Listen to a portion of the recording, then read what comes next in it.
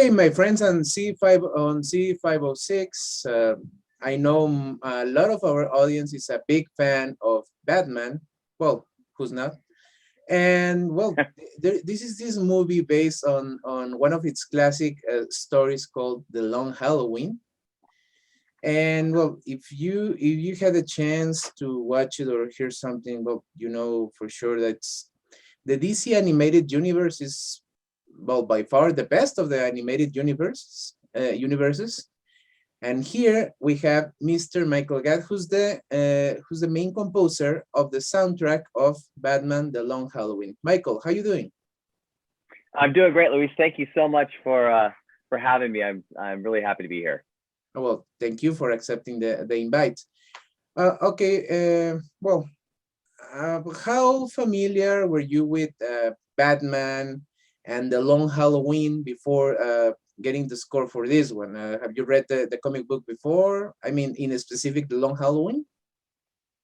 Yes, I have been a Batman fan. I think, like you said at your introduction, like everyone else, I've just been a Batman fan my whole life. In fact, he's that character especially has resonated with me because I always loved how in the DC universe there's so many heroes with kind of almost godlike powers, like huge powers, and he was and is a mortal who uses his mind to execute his will, and of course everything else about it, the gadgets and everything else. So the shorter answer to your question is yes. I was a huge fan. I was very familiar. I had wanted to get I would wanted to score a Batman film specifically for a long time. It was a long time dream, and to get this particular storyline was even better. What was your inspiration for the score? Did you base something on, for example, Danny Elfman's work or some other Batman films or television works or any other composer, movie, or any other previous job you had? Quite the contrary. Although I'm a huge fan of Danny Elfman's work, and those scores in particular, his Batman scores in particular. But of course, solely for pride of authorship, you want to try and bring something fresh to any project you do, and that was certainly, and maybe even more so, the case when you're going to tackle a Batman project, because the character has been imagined visually and sonically so many ways already. And so that's, I guess in a way, that is part of what drove the approach I ended up taking with the score, which is almost entirely synthesizers and sound manipulation, as opposed to what's often a heavily orchestral score for these kinds of movies. So yes, I mean, in a way, that is what helped inform the decision. Okay, so well, there are many pieces on this score, but which one? And I know this is like one of those questions that which one of your children do you like the most? But what is your favorite piece? Yeah, you're right. That's almost an impossible question to answer, but I'll give you one anyways. I mean, certainly the main titles for both films were very fun for me, because for the main title for part one and for part two, there is no dialogue and there is no sound design. It's all just music and visuals. And so that's, for a composer, that's a really fun playground and opportunity to have. And then, there's other tracks in both films that are much more heart-led versus because there's a lot of action in this film as well.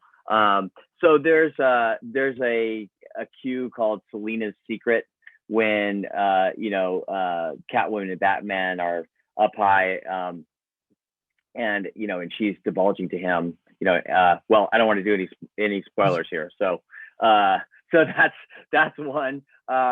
And there's also another cue of that from that emotional place between Harvey and Gilda, and they're talking about, trying to have children again after, after they've struggled, and those kinds of things that I think you may not be expecting, both story wise and musically as well. Okay, for example, well, I know that you already work in other animated DC works like Teen Titans Go, Superhero Girls, and even other companies. But in this case, for example, did they approach you for the job, or there's something like you send some of your work, and did you have any idea in mind when you sent that? How did you get this job in specific? That is that's a great question. You know, every being a composer is a lot like being an actor in the sense that there's a ton of competition, and you kind of each opportunity kind of presents itself often in a different way. This specific job, Batman, I specifically targeted it and went after it. I mean, there are opportunities that come my way where my agent just calls me and says, "This, a studio called and they want you to do this movie. Do you want to do it?" In this case, I sent a reel in that I think really resonated with Butch Lukic, the film's producer, and he and I had a meeting and we just clicked, and we were talking about ideas for the score in our very first meeting that ended up becoming the foundation of the score. From the very start, I think we were on the same page. If I see your previous works also, how do you go from something so dark as Batman to something like Mm-hmm. Teen Titans Go, Superhero Girls, and even movies like Minions, well, part of Minion shorts, Mm-hmm. Yeah. or Sing? How do you go from 0 to 100 in such a short time? Uh, well, and just to clarify, I think you already kind of made a nod to this. But, the work that I've done for the Minions and for Sing and for the Illumination characters, were there were theatrical shorts, commercials. My music can be heard at Universal Studios Japan, but I don't want to give the impression that I was the composer on those films. I know. Yeah, but to answer your question, that is actually something that I really thrive on, is having to make those hard right turns.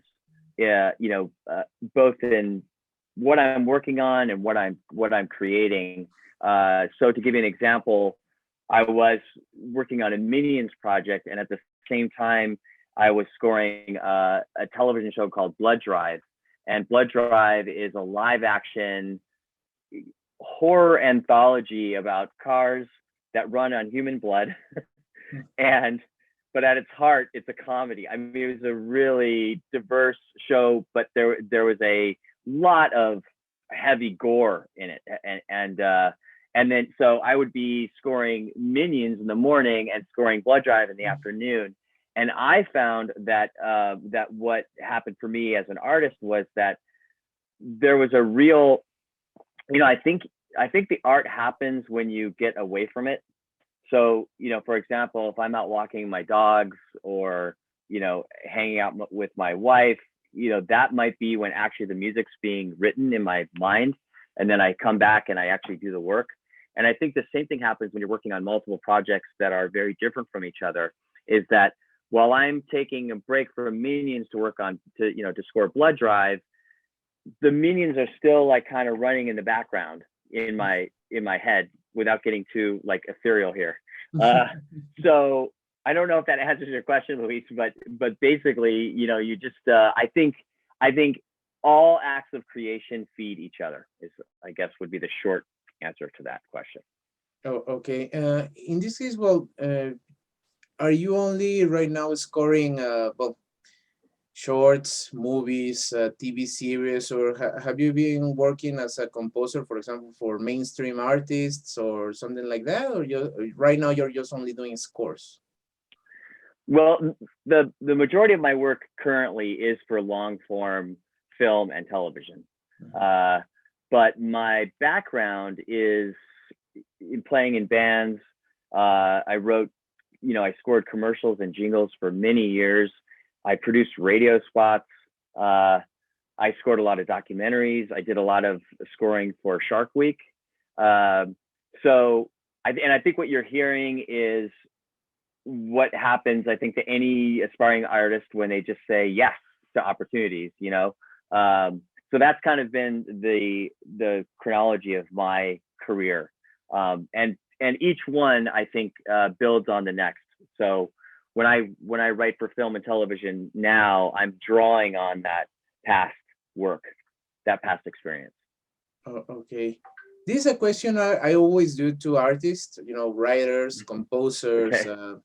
comic book illustrators. What is that work, movie, TV, anything that you have heard that you wish you created? Like, oh, I wish I created that soundtrack, that score. Hmm. That's a that's an interesting question. How did he do that, or she? I see what you're saying. Okay. Um, well, I mean, I have to give it up to John Williams. This is going to be a cliche answer, but the guy's just a master. I think what he does with orchestra, without getting too into the craft of it, if you listen to his work, there's very often he rarely uses percussion except to accent things. He uses the orchestra in such a dynamic way. Um, and also, if you listen to his scores too, characters can be talking in a scene, and the music on its surface can sound really busy, but it stays out of the way of the dialogue and still gives this drive to what's happening. So I hope I'm not disappointing anyone by. I'm sure many people have the same answer, but I mean I gotta give it up to the guy. I mean we're all in one way or another standing on his shoulders. And maybe a little bit related to the previous question is, what is your dream job? I mean, I wish I can write the score for a movie about this character, or for a TV show about this character, or whatever. What is your dream job?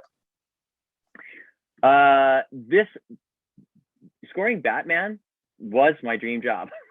Okay, like is this? I mean, doing a DC animated film that with Batman as the central character was, I mean, that was something that I've thought about for really since I started scoring film, and so that was a dream realized. And in a broader scope, I feel like I'm living the dream every day. If you're if you love what it's a cliche, but if you love what you do, you'll never work again, right? Yeah. And so that is really. I mean, I think you mentioned I just finished this Teen Titans Go DC Superhero Girls movie, and I had so much fun scoring that movie.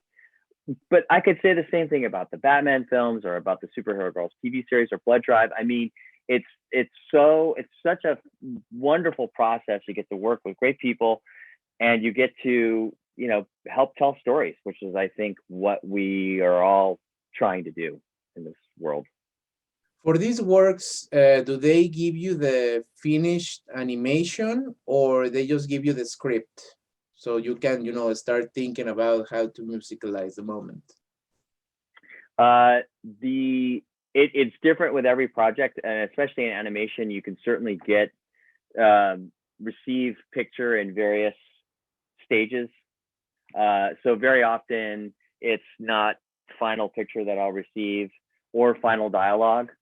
And sometimes in the past, with Blood Drive, for example, I scored to script for at the beginning, just to start generating ideas and stuff. So that's the moment when you don't have a visual support, like when you get clips or something like that. How Yeah, do you how does an artist and a musician's mind works to just read letters yeah. and start thinking, okay, this sounds more like here's a percussion coming. This sounds a little bit dark. So how does it work? The artistic mind. So it's something that amazes me. Well, and by the way, a great question, Luis. By the way, I appreciate it. The the process for me is not this. It's different each time. But in specific to your question about how would I approach scoring something, just have a script. I think it's very much. I'm sure when you've read books, at least when I read a book, I'm kind of generating a movie in my mind when I read the book, and that's what happens to me when I read a script. And so at this point in my career, I am just so practiced in scoring to picture, like like I like the music's on the screen, if you will. And so I just substitute the screen in my studio for the screen in my head, and I score that. And very often what I'll do is, in the spirit of writing motifs and themes for characters, if I don't have a lot to work on or work with, or even if I do, I'll very often start with the themes for the characters, or the themes. You start thinking about, what's the theme going to be for this location, or what's the theme going to be for these characters, or what's the love theme going to be for this storyline. And once you start to, have that to grab onto, everything else kind of starts to flow into place. It's kind of like it's compound interest. You start one layer at a time and you start building up. Okay. And now, what is your favorite artist or band or composer? Most of them are both things at the same time. Composer and bands. Probably my all-time favorite band is Led Zeppelin. Yeah, band from the 70s. I felt that, much like the Beatles, they evolved as artists, throughout their career. Each album is something special onto itself. Each album is not a continuation of the last album. It's something totally new and totally fresh, but from the same artists. And of course, you can absolutely say the same thing about the Beatles, about how, the path that they took and the roads that they took in their music. And frankly, that's my goal as a composer, is to, if you look at my work over the course of 10 films, you're going to hear my voice in the music, but each film score is going to be signature. Each film score is going to be something unique to that movie. And you could look no further than the last. I hope I hope everyone will feel this way. If you just look at the last 3 films that I've done, the Teen Titans Superhero Girls movie that hasn't come out yet, versus the Batman scores, you'll hear 2 very different approaches to writing music. Okay, well, Michael, it's been a pleasure to speak with you. I really enjoy the soundtrack. Actually, I was able to hear it before we had this talk. Thank you. Also, well, I watch on HBO Max Long Halloween, so yeah, you can just connect everything with the music. Now, besides this is Superhero and the Teen Titans movie, what's coming next? Well, anything that you can reveal without any disclosure agreement issue? Unfortunately, that's not anything I can. I'm at liberty to talk about right now. But I will. But stay tuned, because there's a lot more coming from this little studio. All right. Well, I just saw Sing 2 actually. I went to the premiere, but I saw that there were some Christmas shorts already in on the TV. Did you have anything to do with that one, the Xfinity Christmas Sing? No, no, I did not. But I've had the pleasure of scoring characters from Sing and from the Despicable Me movies and from Secret Life of Pets. And I'm a big fan of Illumination. I think they do amazing stuff. Okay, Michael. Well, you see, I was not able to get anything from him about his future projects, but that's how it is. You know, we even we have to sign non-disclosure. So sorry, Yes, guys. yes, yeah. My apologies.